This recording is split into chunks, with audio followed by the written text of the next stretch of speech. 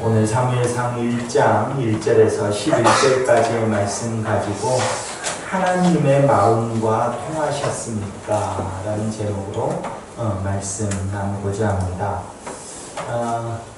한나의 이야기는 너무나 유명한 이야기여서 다 잘 아시죠? 성경을 안 봐도 무슨 이야기인지 어느 정도 대충은 압니다. 그런데 이제 우리가 그 한나 하면 그런 게 있어요. 아들을 낳지 못해서 하나님께 간절히 구해서 아들을 낳은 그런 믿음의 여종이라는 그런 마음이, 그런 생각이 우리에게는 잡혀 있습니다.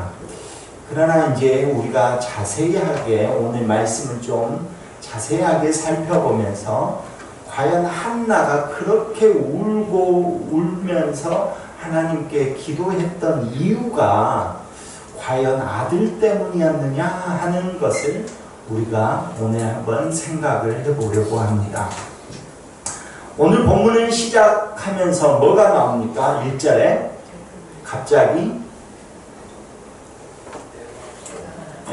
엘가나의 족보가 나옵니다. 그러니까 한나의 남편의 족보가 나와요.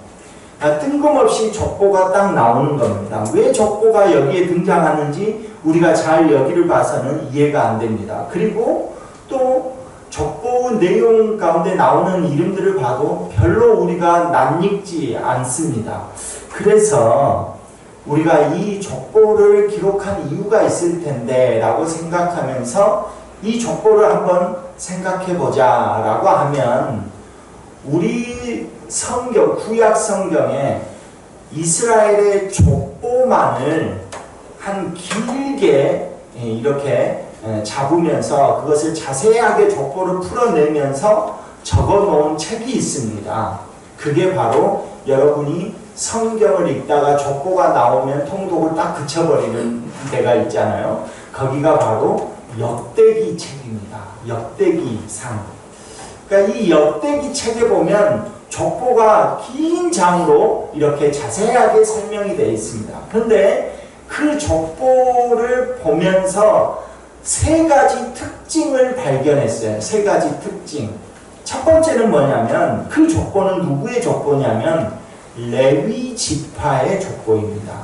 그러니까 하나님의 성전에서 일하는 사람들의 레위 지파라고 하잖아요. 그 지파의 족보입니다.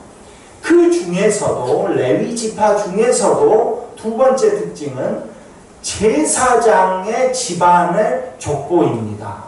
세 가지 특징 중에 첫 번째는 어느 지파라고요? 레위 지파. 두 번째는 제사장. 제사장의 집안의 족보입니다.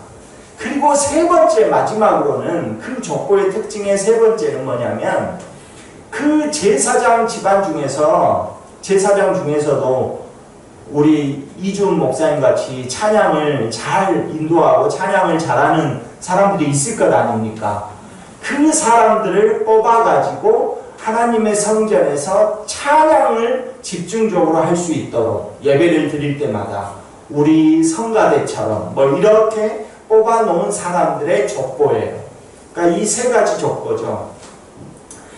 그러면 이 엘가나라는 이 사람의 집안의 족보가 그렇게 나와 있어요. 그러면 이 사람은 이스라엘에 있어서 지도 계급이겠습니까? 아니면 중간 계급이겠습니까? 하층민이겠습니까? 좀 이런 것에 익숙하지 않죠. 다 똑같은데, 만인 평등인데 갑자기 그런 얘기를 해서 죄송합니다. 이 우리나라로 치면 이 뭐랄까요, 교육을 굉장히 잘 받은 그 집안이 대대로 이어져 내려오는 집안들이 있고, 또는 부자로 잘 사는 그런 집안들이 있고 하잖아요. 그런 것처럼 이 엘가나의 집안은 이스라엘에게 있어서는 지도 계층, 제사장, 즉 성전에서 일하는 사람들, 그 사람들의 자기 집안 사람들이에요. 그러니까 오늘날로 치면, 우리 교회로 치면 할아버지도 목사고 아버지도 목사고 그 아들도 목사인 거예요. 그러니까 이스라엘에 있어서는 하나님의 말씀을 전적으로 받아서 그 말씀을 전하는 그 집안이니까 지도층이겠죠. 지도층입니다. 그런데 한번 자세히 보십시오. 이제 그런 집안의 사람이에요. 엘가나가. 그런데 2절에 들어서면서 어떤 말이 나오냐면 그 엘가나 그런 집안의 사람이 부인이 몇 명이 있는 거예요? 2명이 있어요. 별 이상하게 여러분은 보지 않았죠? 예. 아내가 2명 있는가 보다 이렇게 생각하는데 여기에서 우리 장로님 아내가 2명 있으십니까? 장로님들? 최영목 집사님 아내가 2명입니까? 요즘도 그렇지 않아요. 그런데 그 당시에 제사장이 아내가 2명인 거예요. 아내가 2명. 그러면 그 당시 사회가 어떤 사회였다는 것을 대충 우리가 짐작이 되는 거예요. 그죠? 오늘날로 치면 목사가 부인이 2명이야. 그럼 여러분들 제 말을 듣겠습니까, 여러분?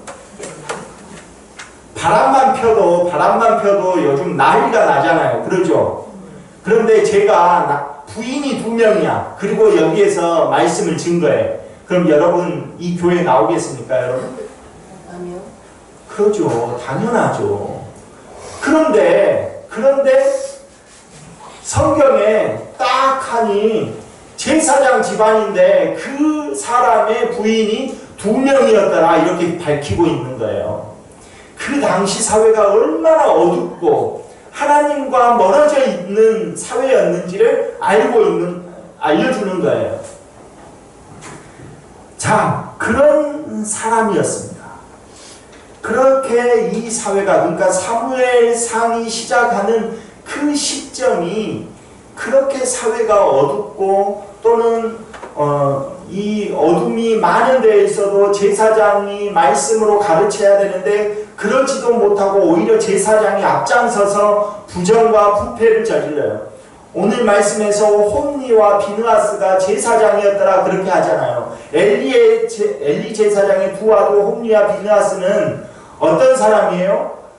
이 예배 드리러 오는 사람들이 재물을 가지고 오면 그 재물을 횡령하는 사람이 이 홈니와 비느하스인 겁니다. 그러니까 그 당시 사회가 얼마나 어두웠는지를 알 수가 있는 거죠. 그런 상황에서 한나가 나옵니다. 참고로 한나가 먼저 나옵니까? 분인나가 먼저 나옵니까? 이름이? 네. 우리가 성경을 안 읽는 것이 바로 이런 거예요. 분인나가 먼저 안 나와요. 한나가 먼저 나옵니다. 한나가. 즉 성경에 있어서 오른편은 대부분 믿는 사람들 또는 양은 오른편에 염소는 왼편에 두라고 하잖아요. 하나님 나라에 가는 사람은 오른쪽, 그렇지 못한 사람 왼쪽 이런 거거든요. 그런 관계로 보면 첫 번째로 나왔다는 것은 정실 부인이 한나라는 거예요. 정실 부인이. 두 번째로 나온 사람이 분인나예요. 그러면 이 분인나가 우리나라 경험으로 따지면 뭐예요? 첩이에요. 그래요. 정실 부인은 바로 한나예요. 그런데 한나는 뭐가 없어요? 자녀가 없어요. 한나는 자녀가 없어요. 그러니까 이 정상적인 사회가 아닌 거예요. 하나님의 그 백성들이 하나님을 멀리하고 있는 그 모습 조건을 통해서도 볼 수 있고 또 두 번째로는 정실 부인은 아이가 없고 첩은 아이가 있어요. 반대로 또 그래서 첩이 정실 부인을 어떻게 해요? 괴롭게 하고 격분시켜요. 조롱하는 거예요. 그러니까 지금 한나의 그 괴로움이 있는 거예요.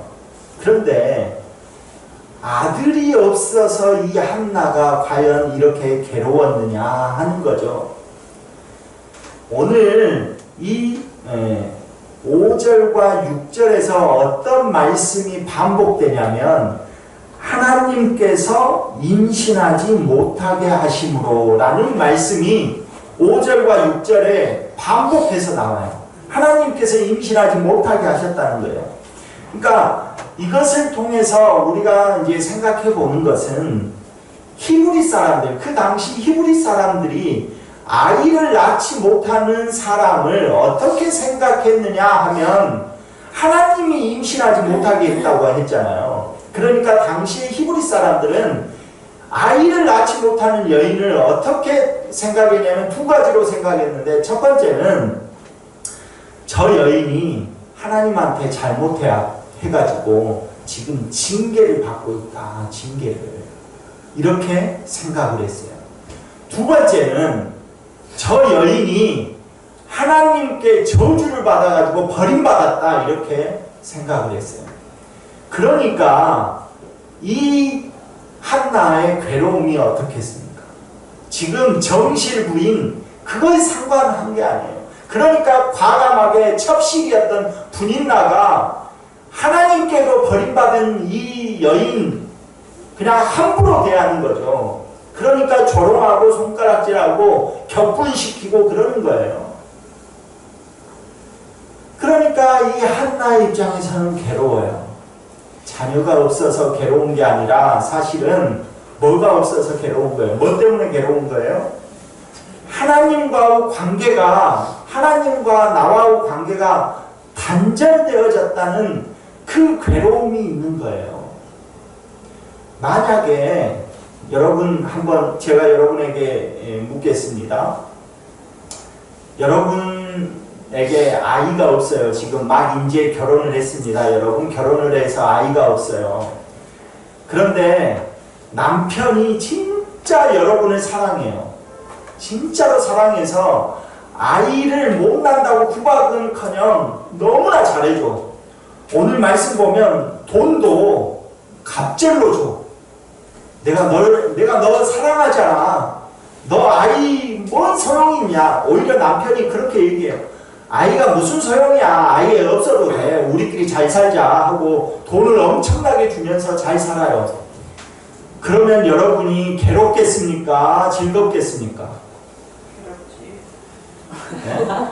여러분 괴로울 것 같아요? 즐거울 것 같아요? 아니 즐겁지는 않더라도 괜찮을 것 같아요. 이게 괴로운 일입니까? 아니죠. 네. 여러분의 자녀들은 다 지금 괜히 태어난 거예요. 남편이 돈을 못 벌어서 그런 거죠. 네. 자, 이건 농담이고 사실 그러잖아요. 남편이 마음대로 너 쓰고 싶은 대로 마음대로 써 하고 돈을 마음대로 줘요. 그러나 아이를 못 낳아요. 그래도 남편이 아이도 못 낳고 에이 하고 하지 않고 걱정하지 마. 내가 있잖아. 자녀가 뭔 소용이야. 내가 있는데 나랑 행복하게 살자 라고 하면 이렇게 한나가 괴롭겠습니까? 그러지 않을 거예요. 여자 입장에서 남편의 사랑을 듬뿍 받고 또 그렇게나 좋아하는 샤넬백도 막 마음대로 사주고 그러는데 뭐가 어렵겠어요? 괴롭겠어요? 괴롭지 않아요. 그런데 한나는 괴로워하잖아요. 아들이 없어서 하나님께 기도한 게 아니에요. 아들이 없어서. 뭐 때문에 그럴까요? 문제는 뭐예요? 그러면 하나님과 관계의 문제예요. 남편이 아무리 나를 사랑해줘도 하나님이 나를 버렸다고 세상 사람들이 다 손가락질하는 거예요. 저 저주를 받은 년 이렇게 하는 거예요. 네, 욕을 하니까 좀 그렇습니까? 네, 저주를 받은 X 이렇게 하는 거예요. 저거하고 같이 살면은 나도 하나님한테 버림받을 거야. 멀리 하는 거예요. 사람들이. 그러니까 첩실이었던 분인나가 막 한나를 괴롭게 하는 거예요.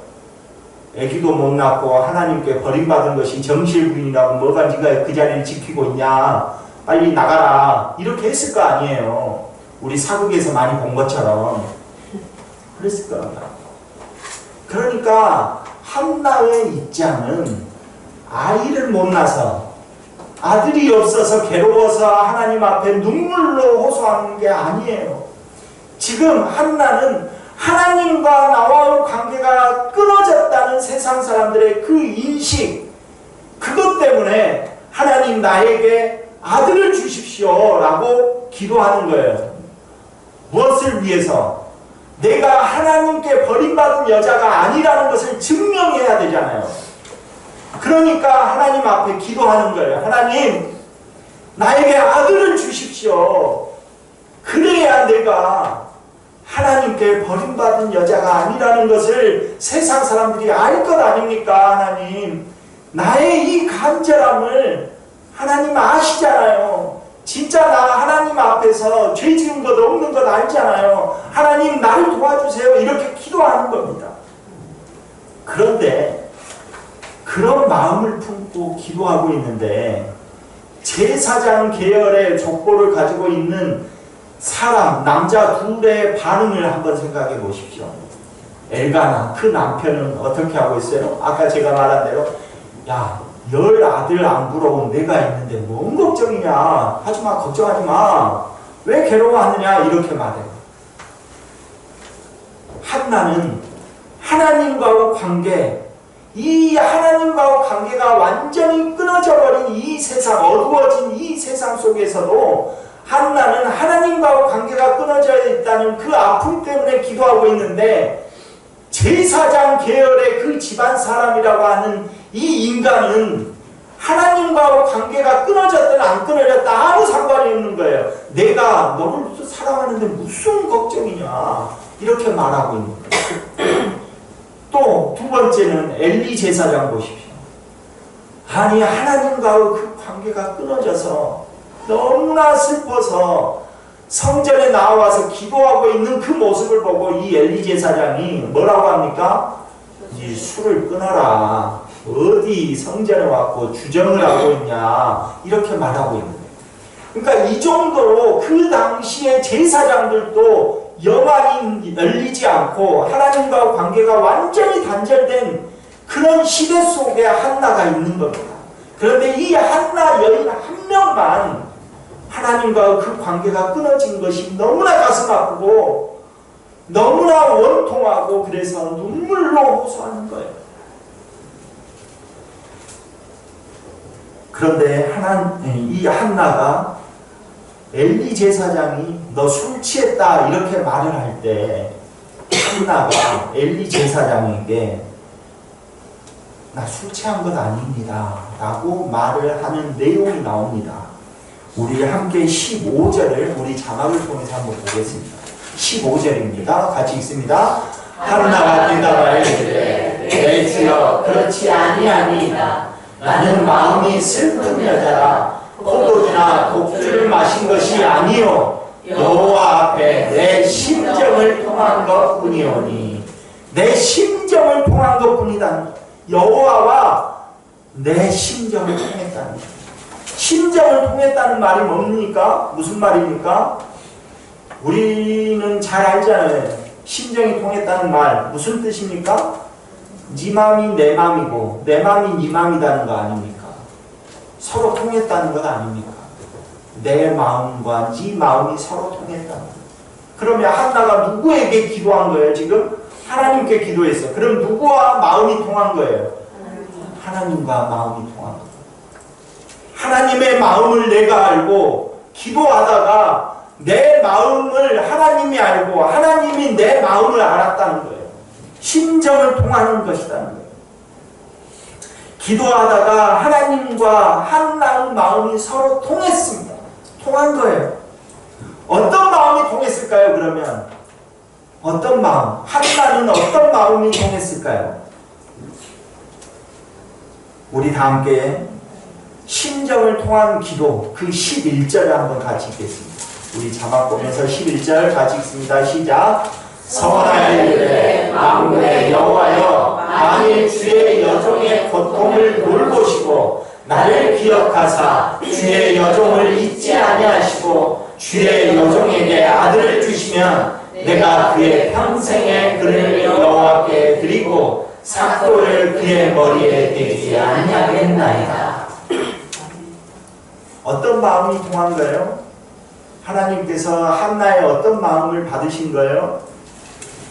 억울하게 하나님께 버림받았다는 그 세상 사람들의 조롱과 그 손가락질에서 벗어나고자 하는 그 마음, 그래서 아들을 원하는 그 마음 하나님이 알아주셨다는 거예요.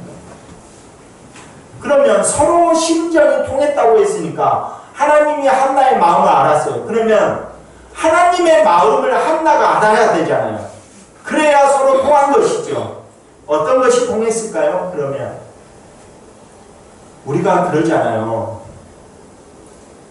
한나는 아들만 얻으면 자기의 모든 억울함이 풀려요. 그러죠.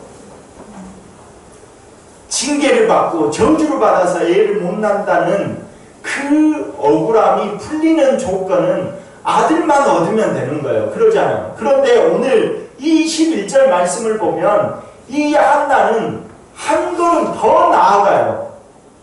아들을 주세요라고 하면 되는데, 그런데 한 걸음 더 나아가요. 뭐로 나아갑니까? 네, 다시 아들을 드린대요. 하나님께.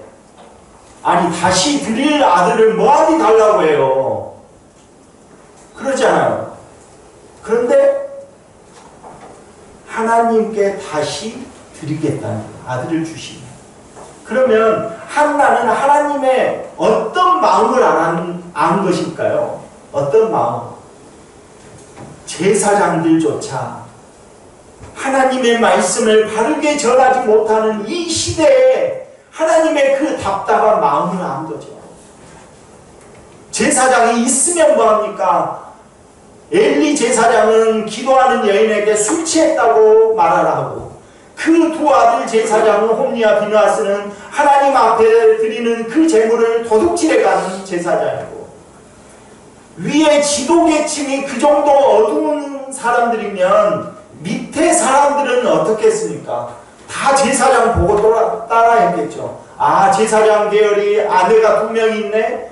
그러면 우리도 2명 안에 둬도 되겠구만. 그렇게 생각할 건 아닙니까?